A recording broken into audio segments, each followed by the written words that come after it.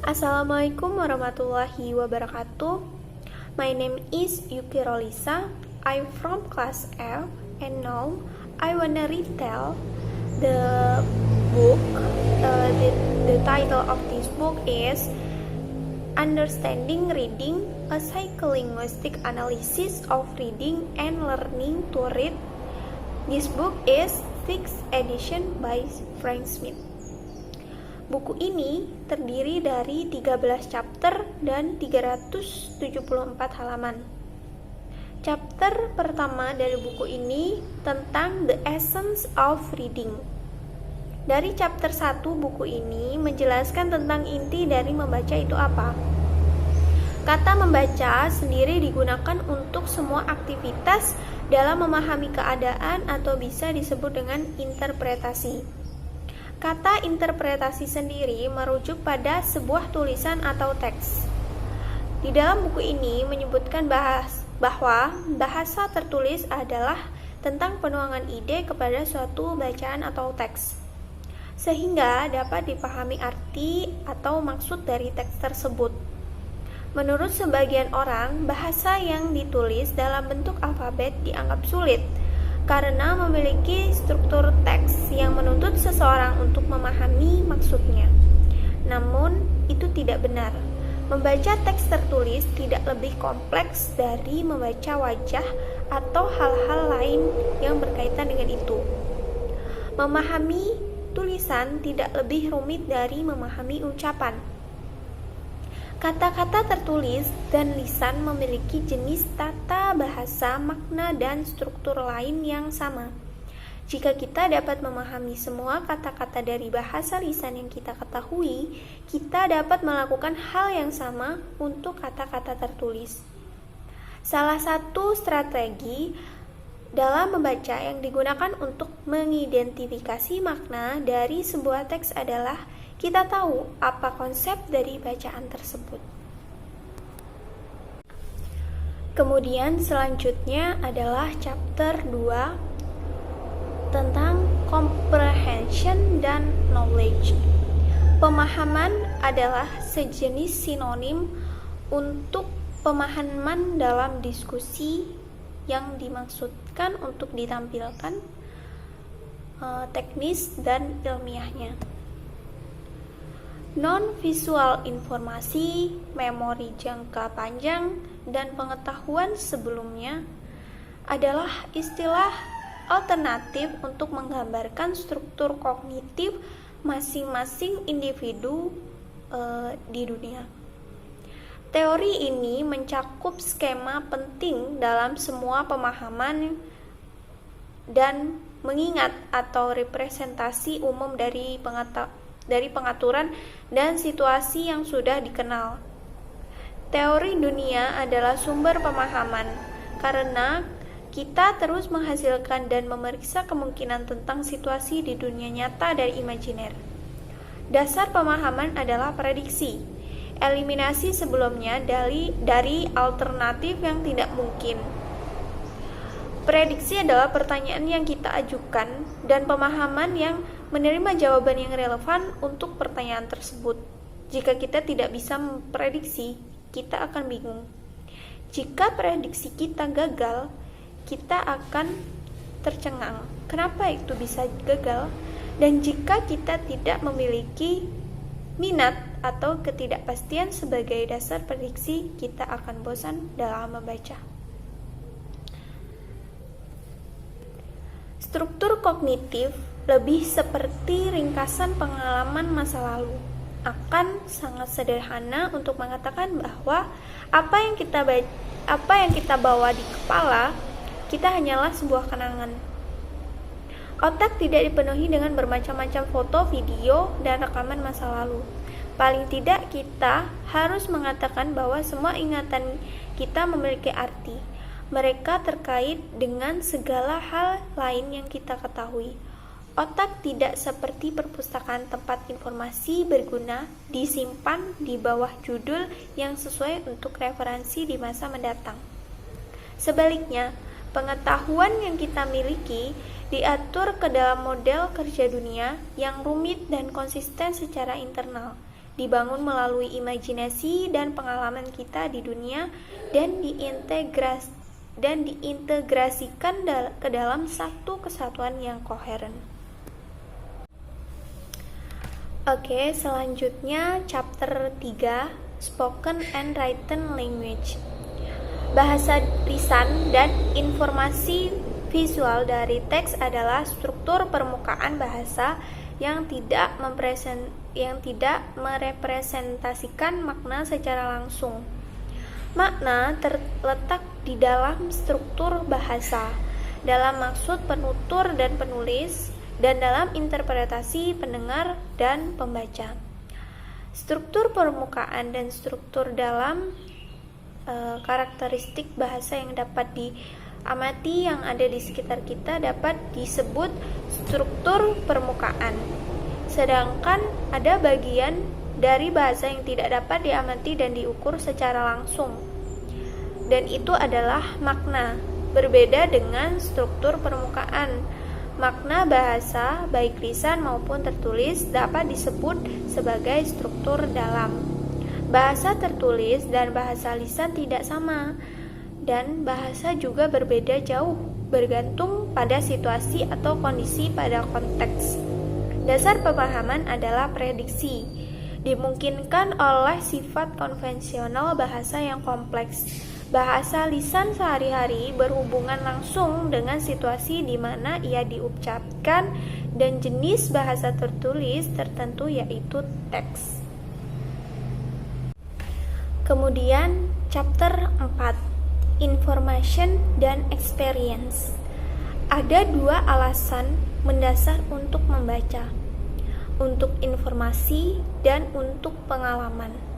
Meskipun memiliki arti yang jelas dalam arti teknis yang sempit, kata informasi secara luas digunakan secara berlebihan dan disalahgunakan. Informasi dapat dianggap sebagai pengurangan ketidakpastian mengenai alternatif yang harus diputuskan oleh seorang pembaca.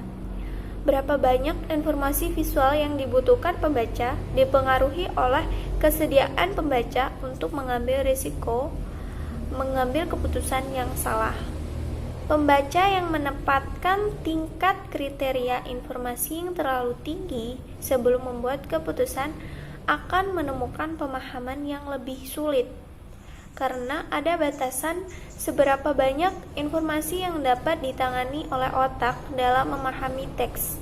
Pembaca harus menggunakan semua bentuk redundansi dalam bahasa tertulis, ortografik, sintaksis, dan semantik. Karena membaca lebih dari sekedar membuat keputusan, relevansi dari perspektif pemrosesan informasi menjadi terbatas. Menurut Louis Rosenblatt 1978 berpendapat tentang perbedaan antara membaca untuk informasi dan membaca untuk pengalaman. Dia mengatakan bahwa ada dua cara membaca untuk informasi dan pengalaman.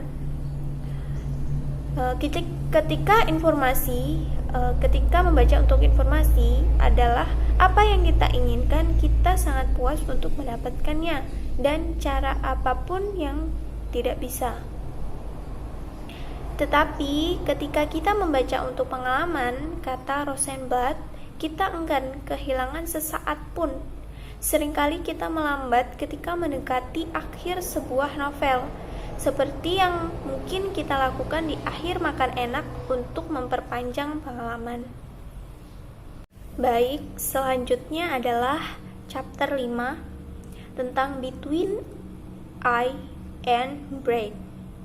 Bab ini tidak dimaksudkan sebagai fisiologi komprehensif dari sistem visual, tetapi menguraikan beberapa karakteristik fungsi mata dan otak yang membuat perbedaan penting dalam membaca.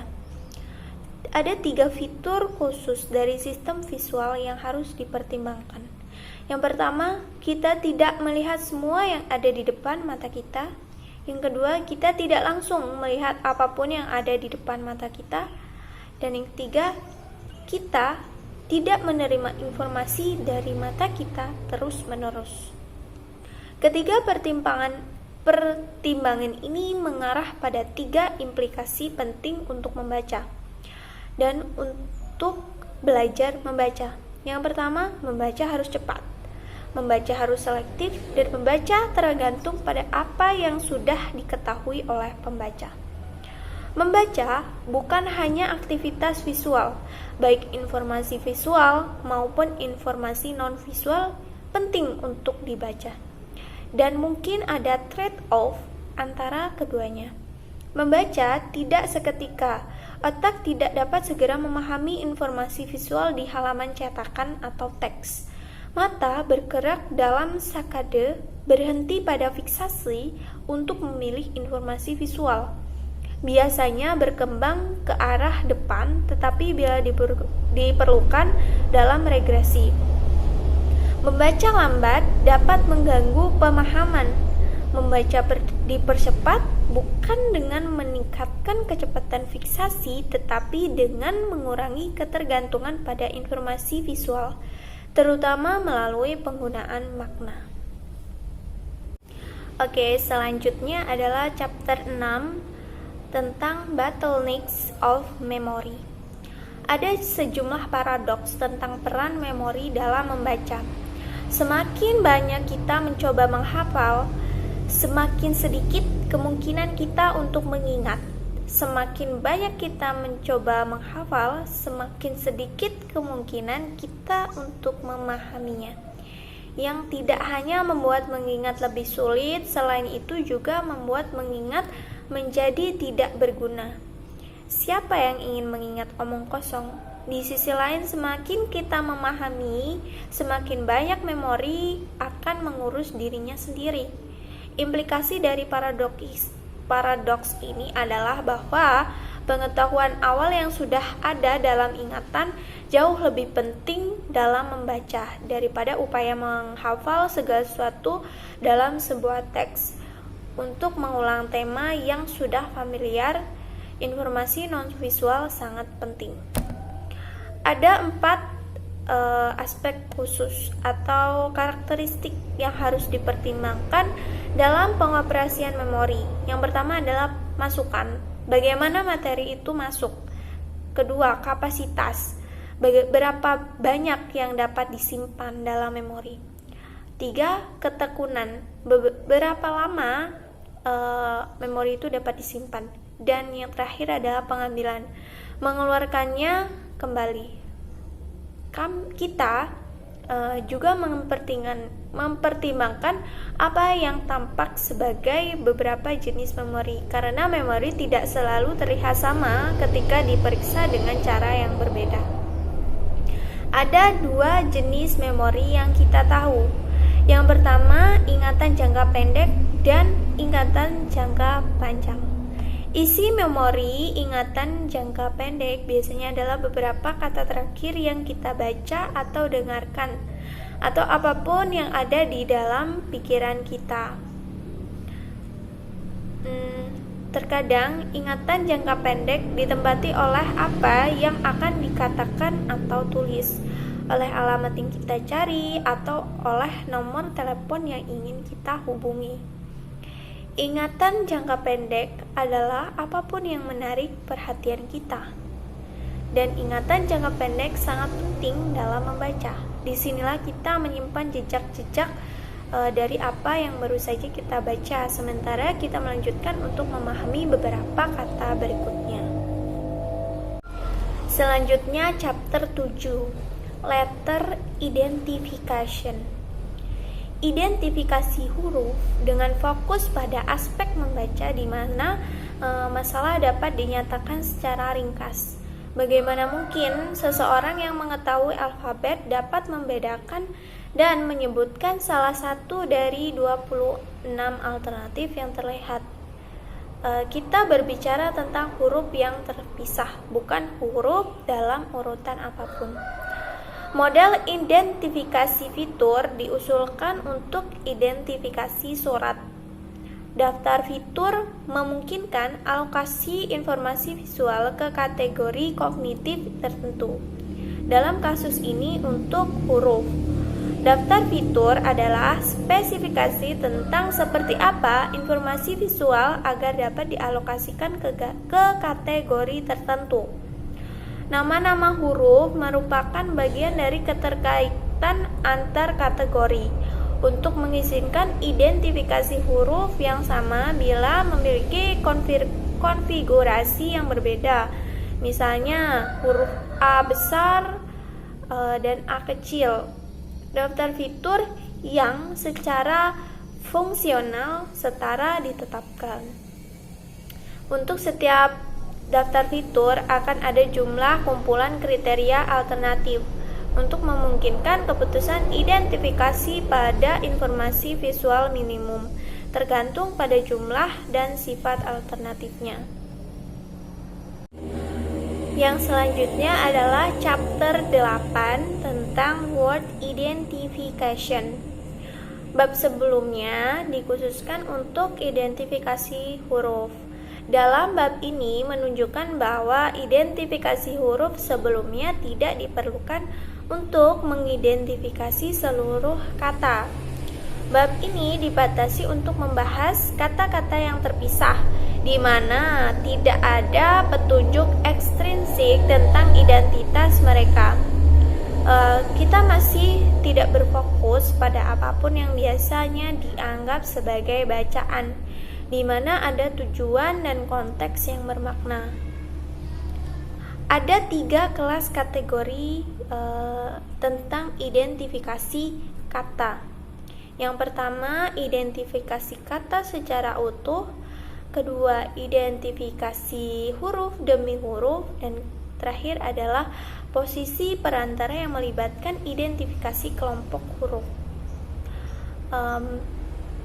Biasanya disebut pola ejaan. Identifikasi kata utuh didasarkan pada premis bahwa pembaca tidak berhenti untuk mengidentifikasi huruf individu atau huruf atau kelompok huruf dalam identifikasi sebuah kata. Identifikasi huruf demi huruf dimaksudkan bahwa kata-kata diidentifikasi melalui pengenalan kelompok huruf kelompok huruf.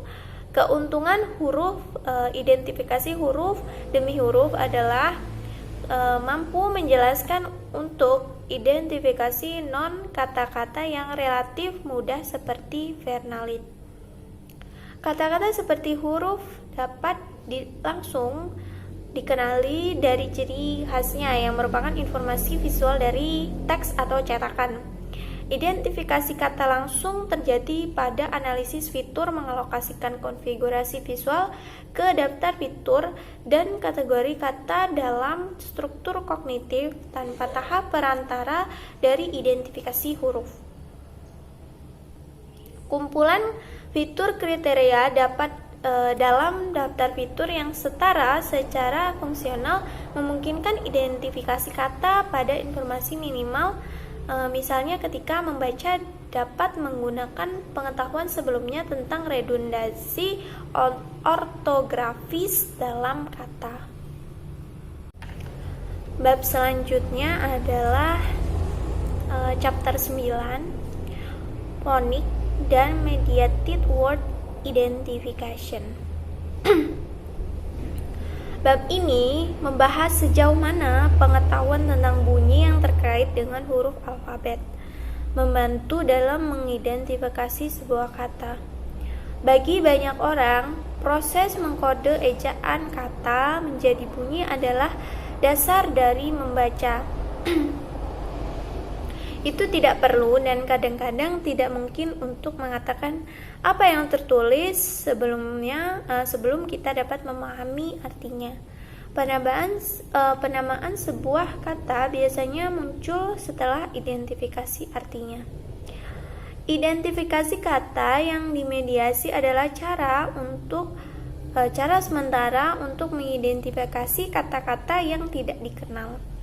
Sambil membuat daftar fitur untuk memungkinkan identifikasi langsung.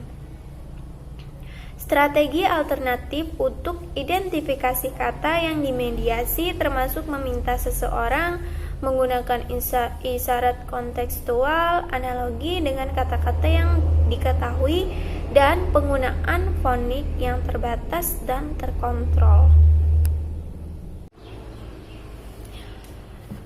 Chapter 10, The Identification of Meaning. Identifikasi makna langsung tidak bergantung pada identifikasi kata-kata individu, karena identifikasi kata langsung tidak bergantung pada identifikasi huruf individu.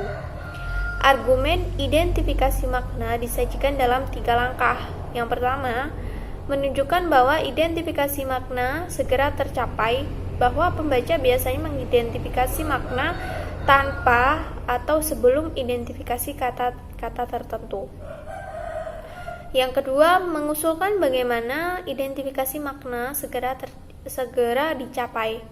Kemudian yang terakhir, mendiskusikan bagaimana identifikasi makna langsung dipelajari. Pemahaman adalah tujuan dasar dari membaca, juga memfasilitasi proses membaca dalam 2 cara. Identifikasi makna langsung membuat identifikasi kata-kata individu sebelumnya tidak perlu, dan pemahaman suatu bagian secara keseluruhan memfasilitasi pemahaman dan, jika perlu, identifikasi kata-kata individu.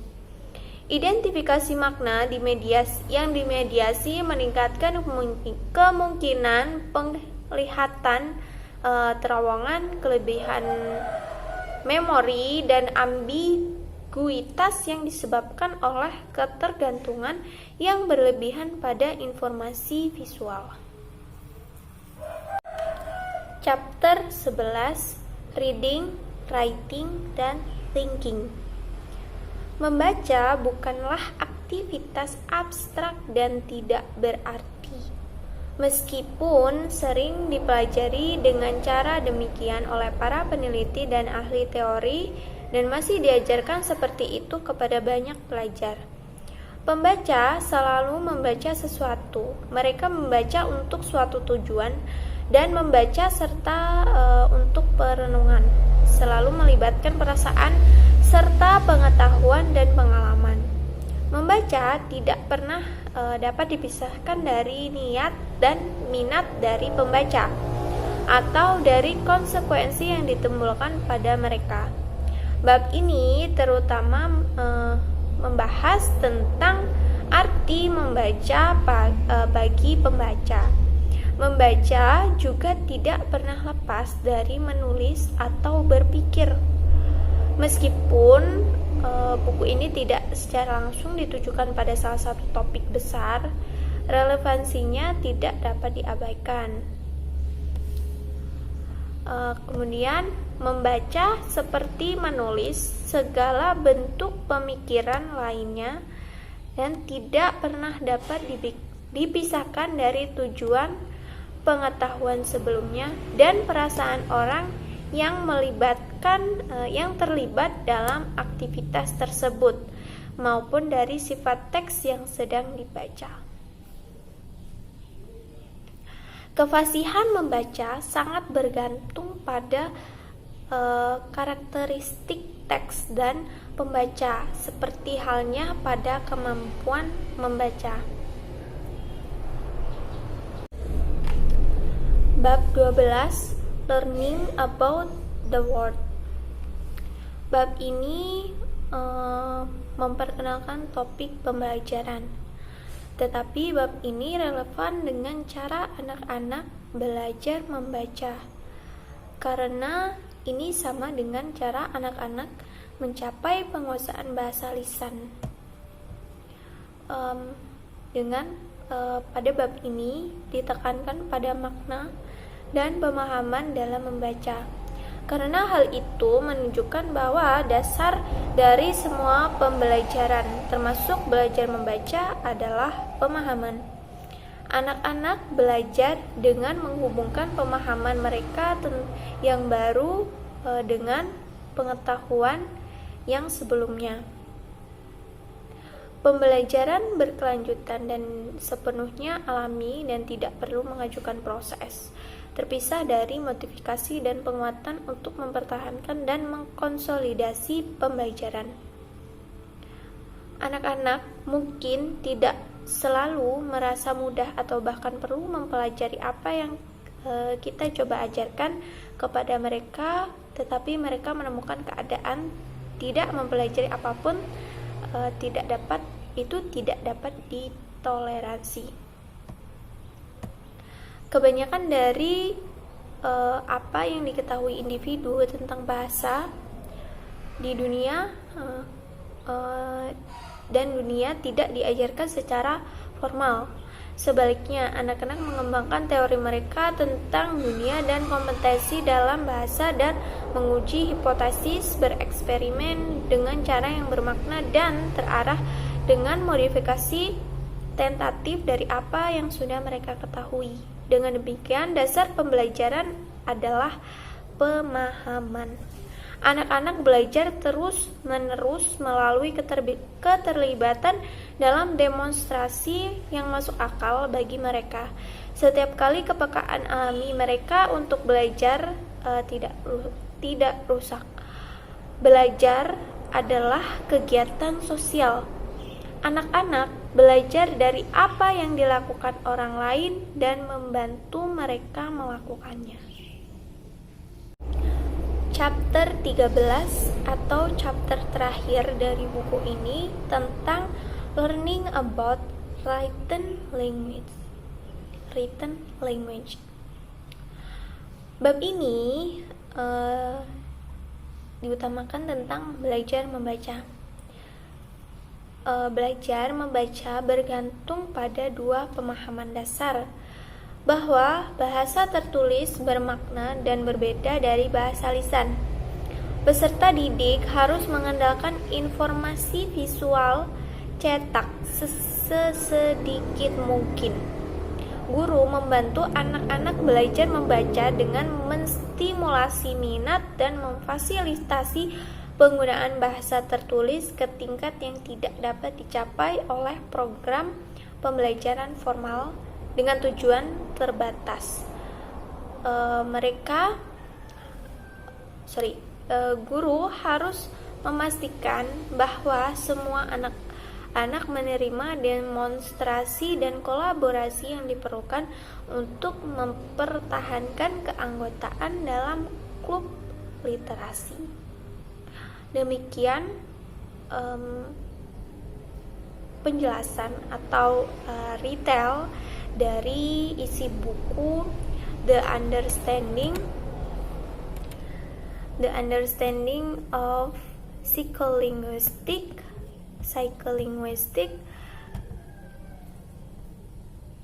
The Understanding Reading, a Psycholinguistic Analysis of Reading and Learning to Read, 6th edition by Frank Smith. Thanks for your attention and wassalamualaikum warahmatullahi wabarakatuh.